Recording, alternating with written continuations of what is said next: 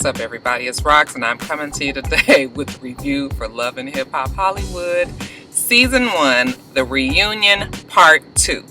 So, last night was some shit for your ass, wasn't it? Listen. The first part, I was just like, oh. The second part was a whole nother something else. Oh my God.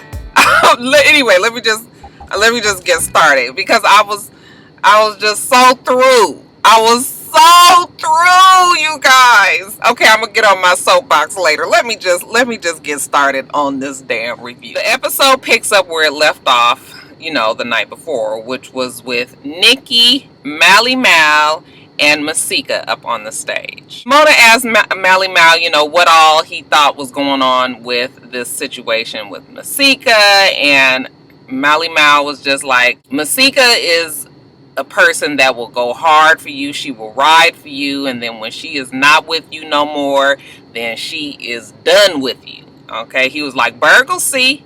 Okay, Berg will see how she's gonna do him. And Berg was sitting out in the audience, so of course as soon as he said that, Berg got all upset and start going on and on. It's like, keep my name out your mouth. You know how niggas like to say it on these reality shows. For whatever reason, Berg was real extra. I wasn't really sure exactly why, but he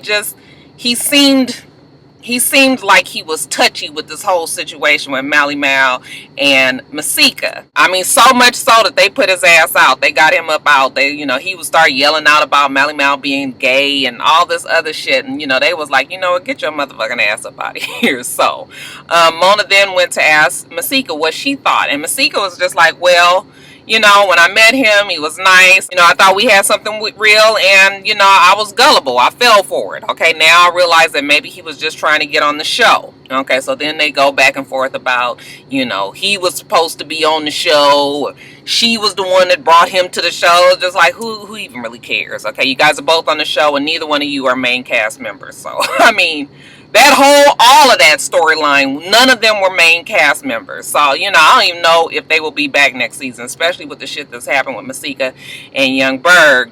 But, people seem to like Nikki. And from what I understand, it's a lot of you guys out there that like Masika too. So, maybe they'll be able to work something out, with a storyline with them. But anyway, so that was pretty much that with them.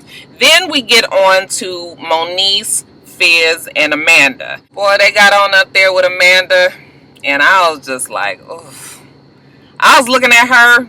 She's one of those people that look better without a lot of makeup, just like how Tara did on Love and Hip Hop New York. She looked terrible. I think that she don't need all of that. She's not really, she's an average looking girl, but I think makeup doesn't help her. At least not the shit that they had on her, because she was sitting up there just looking like I don't know what. Moniece looked cute. I thought Moniece looked cute. And Moniece is likable. She is just crazy, okay? When they were talking, Mona asked Moniece, what made her grab Amanda like that. And Moniece was just like, look, I had kind of been warning her, and it's a trigger for me for somebody to talk down to me. Like, for you to say, didn't I tell you, or aren't you listening? You can't get it through your skull. She was like, those are trigger words for me, which I can totally understand because they're trigger words for me as well. I cannot stand for somebody to talk to me like I'm a child. And that will make me totally flip. Even if that wasn't really your intention, just me hearing somebody say that to me is like, motherfucker, I am a grown-ass person. You will address me as such. And that's basically what Moniece was saying. She was like, look, I treat people the way they treat me. Bitch, you act like a bitch, then that's what you gonna get, okay? If you want respect, then give me respect. So, I mean, Moniece was cool. I just wish the girl would just get it together. I mean, her and Fizz look good together. I thought about it, and I don't know if I feel like Fizz really wants to be with her. It still feels like it's something there to me. I think it's just so much hurt there, that he's not really trying to, that, they can't seem to work it out. But, people were like, no, I don't think it's there. I think he just really wants her to step up and be a mother. And yeah, that might probably be it as well. I feel like Moniece would like for them to be back together for sure, though. You see how she was sitting all up under him and all of that? We asked Fizz what was going on with him and Amanda. Fizz was just like, well, you know, she was feeling pressured, and, you know, I wasn't really trying to pressure her into being a mother. I just was trying to, you know, get her to communicate it. I was just like, okay, Fizz, hold on now. We all know that you was really, really trying to get that girl to be that baby's mama. You was having a hard time doing it by yourself. And I mean, I want you to be real with that, okay? Because we can not like Amanda as much as we want, but you know what it was is what it was. You was pressuring that girl, and she said she made mistakes. That, you know, she didn't really say what she wanted, and you know, she did end up falling in love with somebody else. But you know, she did love Fizz, and that's when Monique was just like, if you loved him, why didn't you love him when you was cheating? Why you didn't love him when you signed the lease? Why didn't you love him when you went to breakfast? Why didn't you love him? You know. All of that was good TV, okay? But I understand Amanda's side. Not necessarily, Amanda's not really my favorite, but I understand the girl was, you know, fuck, that's your baby. You putting me through way too much. Amanda started tripping when she got mad about Monique trying to step back in. And that was more ego and not necessarily love, okay? Just the fact that here come this bitch, you know, stepping back in on my man. Then we get on to Leslie, Omarion, and April. And, you know, their story is good. They asked Leslie, you know, how she feels about Omarion and April, and Leslie said, we in a good place. You know, I was tripping at first, you know, but you know, she's proven to me that she's a good mother, and I'm happy, and I got my grandbaby and all of that. I thought it was interesting they didn't even mention Chachi. I don't know if it's because April really asked them to just, you know what, let's not even bring that up anymore. Maybe Chachi didn't agree to come down there or something, but yeah, like that whole thing didn't even happen. They just basically asked April, you know, now that you were mother, you know, and she was just like, well, now, she didn't even mention her mom then. She was just like, I understand how Leslie feels about Omarion because I feel that same way about my son. I hope you ain't as fucked up and crazy as Leslie was, because from what I understand, Leslie be putting that other child through it. Isn't Janae Aiko has a baby with Omarion's brother or something like that? Whatever. I mean, we can all love our kids to death. You ain't got to be all in it like that. So I'm hoping that that's not the example that April picked up from Miss Leslie. And then, y'all, Mona get to asking Omarion if he was circumcised. I was like, what? He was like, oh, you talking about the turtleneck? I was just like, really? We are really talking about his dick, his uncircumcised penis with his mother and his woman sitting. I mean, this ain't no whole ratchet TV right now. This is like a regular family sitting up there. And you ask, I was just like, Mona, you have taken this so fucking far. Okay? And then not only that, but they decided to put a selfie up. Y'all remember that selfie that I posted and you guys told me that wasn't really him? They actually put the selfie up and asked, was that his dick? I was just like, oh, I mean, this is just taking it to a whole nother level of fool of fucking niggardry. I mean, for real, we looking at his dick. The mama, you know, he was just like, that's not me. You know, the mama was like, that's not him. The daughter, I mean, the April was like, that's not him. And then he was like, I can show you. I was just like, I'd like to see what a newly circumcised penis.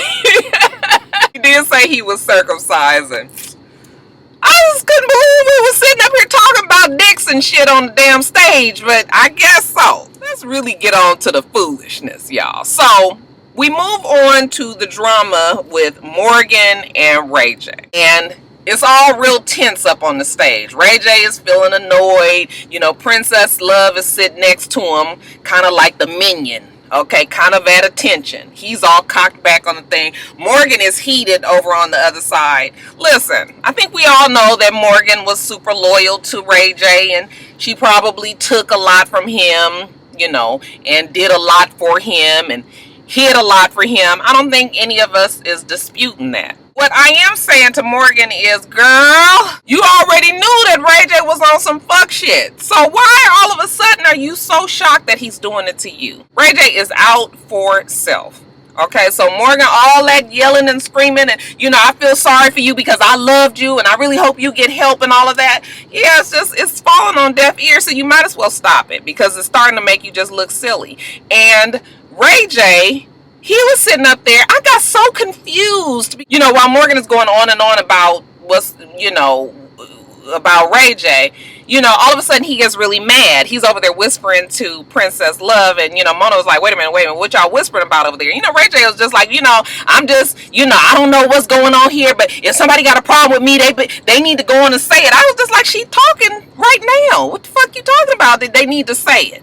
Okay, Ray J's whole thing was Morgan was all in Princess's ear, telling her all of the business, whatever, just making shit up, saying that I was flirting with Masika at some party for the show or something, sending her screenshots. We sleep, Princess would get up and say some shit to me about me flirting with Masika 5 o'clock in the fucking morning. Yeah, that would get on my nerves too. Like, what the fuck are we even discussing Masika for? Masika's such a non-issue right now. Princess Love did admit that she was talking to Morgan because Ray J brought Morgan as if she was a sister, so she trusted Morgan. She was telling Morgan a lot of things, and Morgan was telling her a lot of things, and instead of her confronting Ray J about it, she would just hold it in. However, she would know, so it would change her behavior towards him. So it was creating a lot of chaos and conflict in their relationship, and Ray J really didn't even know why. But it was sounding like Ray J was kind of trying to make it seem like Morgan was putting 20 on 10 and making shit worse than it was, which maybe she was. Morgan is messy. Okay, Ray J did get up and say, she's messy, Morgan. You know it. Yeah, we all do know it. Okay, we've seen Morgan be messy on that show quite a bit. She was in everybody's business. Okay, that whole thing about her showing the pictures of Nikki before and after. Morgan tried to be like, me and Nikki, we talked, and, she apologized, and Nikki was like, I did no such thing. Why would Nikki even apologize? What was Nikki needing to apologize to Morgan for? Morgan was the one who did that. If anything, Morgan should have apologized. I don't even know if I felt like she needed to apologize. Is she just being messy and that's just what the fuck she did? But yeah, Nikki was just like, I didn't apologize to you. So then when Morgan was like, oh, well, Nikki then got bought off by Ray J. And, so then that's when Nikki was like, well, listen, he's a boss. I'm a boss. You a helper. So why are you even talking to me? Okay, so then that's when that shit went bad with Morgan and Nikki. I guess Morgan was feeling like she was being attacked. But she was going on and on. Ray J was getting mad. He said he ain't talking to Morgan no more. Mona needs to just address all the questions to him. And, Princess Love, a.k.a. the Minion, she was sitting right there. And he was just like, I just wish you would go over there and bomb on her. Just like, do it right now. She was just like, right now? And he was like, yeah.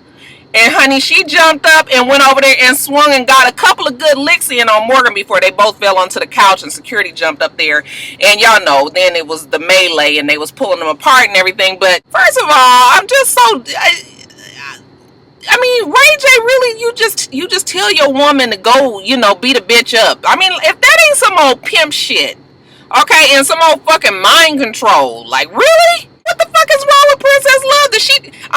You want me to go right now? Right now? Okay, go. Okay, it's just like you jump up and you go because he tells you to. The nigga ain't in it with you. Okay? But you gonna sit up there and fight over this foolishness. Yes? Oh, it was so stupid to me. I wasn't even all that super shocked about it because, Morgan had already told us that they had fought on the stage. I just didn't really realize that Ray J was the one that sicked. I mean, he sicked that girl on Morgan. Okay, because otherwise she was just gonna sit there and stay cool. So I was just like, oh my God, Ray J, really? So, after they break it up and they go running in the back, and they show the backstage, and Morgan is back there and she is fucking so mad. She was just like, I have been loyal to him, I haven't told none of his business. She's lying up there, are you kidding me? And then she starts swinging and hitting the fucking door. I said, bitch, now what the fuck is we beating up doors for now? That door ain't did shit to you, okay, except fuck up your knuckles, okay, fractured her fingers or whatever happened to her. But I was just like, yeah, I'm gonna need you, Morgan, to get your fucking shit together and calm the fuck down, because that is not Princess and that is not Ray J, and all you doing is hitting walls and looking silly. Okay, Mona came in there and was like, you don't stop this bullshit, fucking up doors and shit, bitch. That's $200 out your check. So that was the end of that. So then we get back to the Hazel and Berg situation. Okay, they're up on the stage and they showing all of the clips with Berg and how he was with Hazel, and then he was flirting around with Tierra, and then him and Masika got together, and how, he was gonna blow up the Pentagon. So then Mona asked on stage, like, are you guys really together? And he was like, yeah, that's my love. And she was like, oh, is love involved? I was just like, remember they said they loved each other on the stupid show. And then she was like, Masika, do you love him? And she was just like, yeah. I was like, girl, that was the worst convincing yeah I've ever heard. She was just like, yeah, but we loved each other beforehand. So, it wasn't nothing too far-fetched or whatever the fuck she said. Mona was just like, well, you was just, fooling around with Tierra. You were flirting with Tierra when you guys were in the studio. And he was just like, well, me and Tierra, we have a relationship where we could just hang out and joke around and have a good time. And, Ray J. Now, Ray J is back on the stage. Now, and this was definitely plotted and planned, because Ray J ain't got shit to do with Berg, Hazel, Tierra, none of that triangle right there. So Ray J was definitely just there to create some drama. So Ray J was just like, so how much fun? And Berg was just like, yeah, we have a good time. And he was like, yeah, okay, so how much of a good damn time do you guys have? And then Berg was just like, well, I just got to keep it real. Me and Tierra, I had to let Ray J know that, me and Tierra had a physical relationship. They put that camera on Tierra, and Tierra was just like, oh, we had a relationship together? I was just like, girl, that is not what you say. Okay, that ain't what you say when a motherfucker is accusing you of fucking them. Okay, but that's not what they are accusing you of. Okay, Berg goes on to say, yeah, she gave me head, and she was just like, oh, I gave you head? I was just like, bitch, yeah, he said you gave him head. Fuck, you got to keep asking the same question for her. I was just like, oh my god, that's not true, is it, Tierra? Oh my god, I was so through. So Mona was just like, Tierra, did you guys have a physical relationship? And she said, we kissed. And as soon as she said that, I was just like,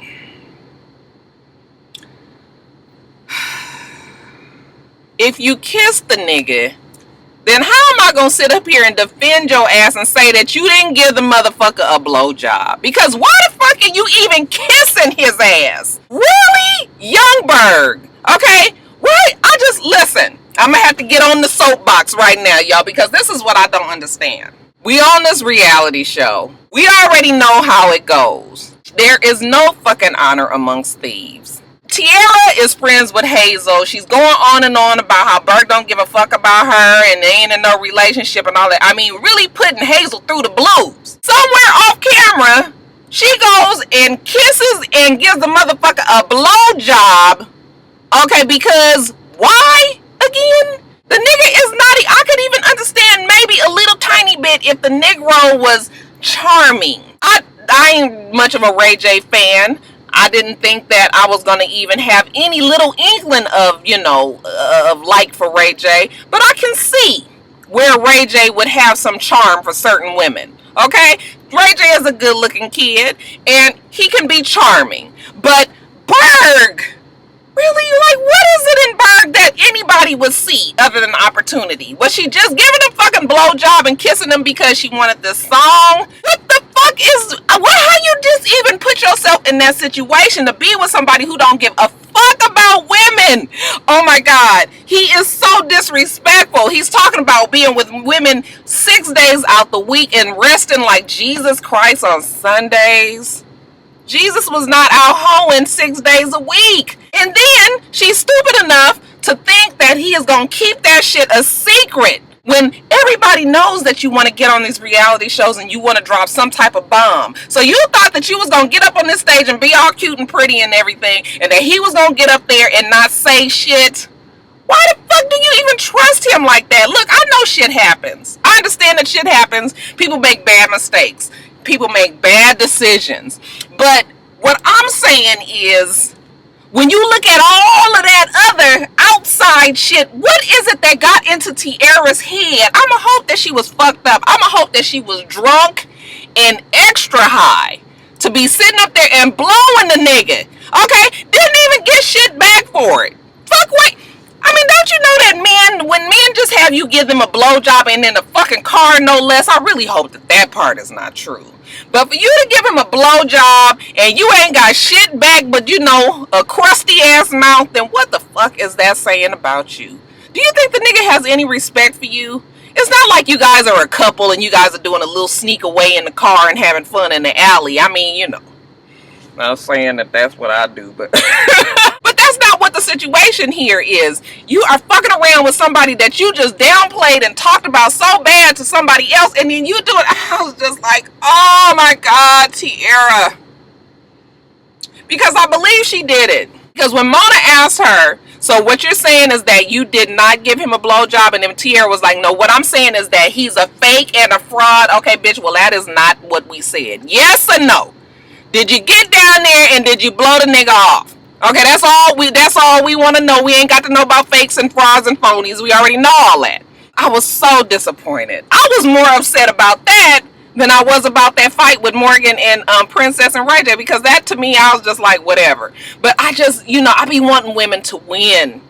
And look, I have made stupid mistakes in the past. I totally get it when you be with men and they get your head all fucked up and all of that. But I just was like, I mean, it's not like she went in blind. She already knew what the situation was. Girl, and you sitting up there with and did you not think he was going to say something? That boy don't give a fuck about you. Not only that, but then him and Ray J kind of giggling about, how she's good at what she does. And yeah, just made you look bad. Okay, so you can sit up there and you can want to fight everybody on the goddamn stage. Okay? But if you gave a nigga a blowjob, you should have known it was coming. So now I understand totally why she was on that Breakfast Club interview and all off. Okay, like somebody said on Twitter last night, her tea was spilt. Okay? And she was ashamed because she knew she shouldn't have did that. Okay, she knows she made a mistake. And now the whole world is about to see it. And the fact that she went in there and just, how much have we talked about Berg's ass? How long have I been talking about this, you guys? That's how upsetting it made me. Because I just don't like when women just, I want women to be smarter about these niggas out here. If you're going to be doing these kind of things, at least be one up on the game. Don't let a motherfucker make you look stupid like that. Don't do it.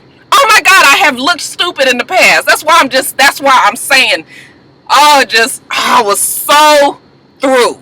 Okay, and so much so that Soulja Boy and Nia's part came up, and all I can remember about their part is the fact that Soulja Boy was mad at him not knowing that Teddy Riley wasn't really her dad. I was just like, what the fuck this got to do with any goddamn thing that we've been talking about this whole goddamn season? Okay, the nigga just want to be mad. Fuck you, what the hell you care about who her real daddy is and who her stepdaddy is? If the motherfucker is called daddy, then that's who it is. Okay, so that's why I just said they need to get rid of Soulja Boy and Nia, because none of that made sense. Then she gonna say we in a good place today, like, yeah, you guys, I was so hurt about Tiara.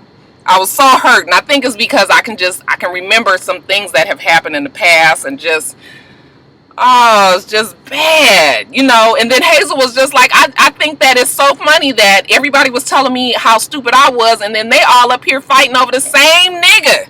Okay, same one. Hazel in the backstage, and she crying and saying how she thought Tiara was her friend. Listen, I think we all know ain't nobody on that show friends with nobody. Ain't no sense in sitting up there crying and going on and on about it. Okay, bitch, now you know. Now you know for sure. It took 3 months for you to realize who your friends are. Ain't a motherfucker on that show. Okay, so get over it, Hazel. Put on your big girl panties and let's get this wet. Like Steve J say. I just wanted to say that. Anyway, that's it, you guys. At the end, Mona has all the women up on the stage, and because it's been such a hot topic about the fact that everybody has had work done, she sits down and asks everyone what they've had done. Okay, so Monique says she's had some filler put in her ass at the top, and she's had some work done. What did she say? I think to her nose? No, her lips. Masika wants us to know that she got her boobs done, and she did something, got her face all fucked up. That's why it's so stiff, and somebody called it a a whoopee cushion. I was just like, it's like a deflated whoopee cushion. It's like Hazel said she had the hump filled in. Can you imagine what her nose looked like if she's had some work done to it, and that was the result? She said her nose and her lips done, which you could tell, and it don't look right. Tiara also had a hump filled in her nose. She said her boobs were real, which I believed. I never thought that her boobs were fake. And she's gained weight, and that's where her boobs, You know, she's one of those people that gain in their boobs when they gain. If she lose some of that weight, them boobs will go down. Nikki wanted us to believe that she's just had her boobs and her nose done. I was like, okay, Nikki. People now, when they do these fat transfers, they don't consider that having any work done because it's still their tissue and it's just being moved around in their body. But bitch, I don't even know if it's a fucking fat transfer, liposuction, you done got shit taken out, put in, whatever. Yeah, you've had way more work done. Okay, yes, you were a pretty girl then. I don't care what anybody says. That bitch's body is banging. It looks great in clothes. She needs to keep clothes on and quit walking around like it's fucking 120 degrees outside all the goddamn time. She looked great in the outfit. I'm sorry. All that whole look was doing it for me. They all have had work done, and that's the point I guess Mona was trying to make. You know, and nobody, it's not like we gonna sit up there with an x-ray machine and try to put everybody on the table and see what they got. So everybody's just saying whatever. We're gonna take it as face value. But I think we can look at them all and say that they have had something done. So that's nothing. You know, Fizz, they asked Fizz what he thought about it, and he said that he was fine with plastic surgery. And then Mona gonna say, and what about you, Sinclair? And he was like, did I say Sinclair? I don't know why I want to call that nigga Sinclair. Sincere. What do you think about it? It's like somebody said in my comments, just like, what the fuck we even asking Sincere? When the hell he became, you know, the know-all be-all on whether or not bitches should get plastic surgery in Hollywood. And, you know, he'll say some shit about it being smoke and mirrors and it's Hollywood and everybody do it and what difference do it make? Anyway, you guys, that is it. Definitely this episode was better than the first part, but I was just so through. I was really bothered about Tierra. I hope she do some soul searching. Okay, and I also should have said, you know, fuck you, Berg, for even saying it. Because Berg shouldn't even, you know, what did that even have? Why did you even have to do that? You just wanted to say it just to say it. Just to have something to say. But it had nothing to do with nothing. You know, Masika co-signed and said, I haven't been through his phone and looked at his shit and, you know, saw all of the things. That's why I believe that it definitely happened. Because nobody is going to really put themselves out there. Oh my God, he said that she was masturbating on video. I was like, bitch, you even got a video? You sending nigga videos? Really? Why are you doing that? Okay? Why are you giving this type of proof? What if the nigga would have pulled that shit out on the TV show and showed everybody? Then you really would have been, oh, and even if it wasn't true, okay, just the fact that you kissed him and you admitted to that, that makes everybody have like this other version, this other vision of you, like, girl, you just, yeah, I'm sorry. I believe that Tierra did it. I think she made a bad mistake. She was tripping one day, you know, vulnerable. I don't know. Somebody got her real upset, but I think she did it. I think she did it, y'all. Y'all let me know what y'all think in the comments. Do you think she did it? Oh, I'm so hurt about it. Anyway, you guys, let me get on up off of here. You guys remember to rate, comment, and subscribe to the channel. I'm itsrox. The channel is for itsrox, and everything else I do will be in the bottom bar. All right. So I hope that you have a wonderful, wonderful rest of your day, and I plan on doing the same. Until next time, Roxstars. Bye.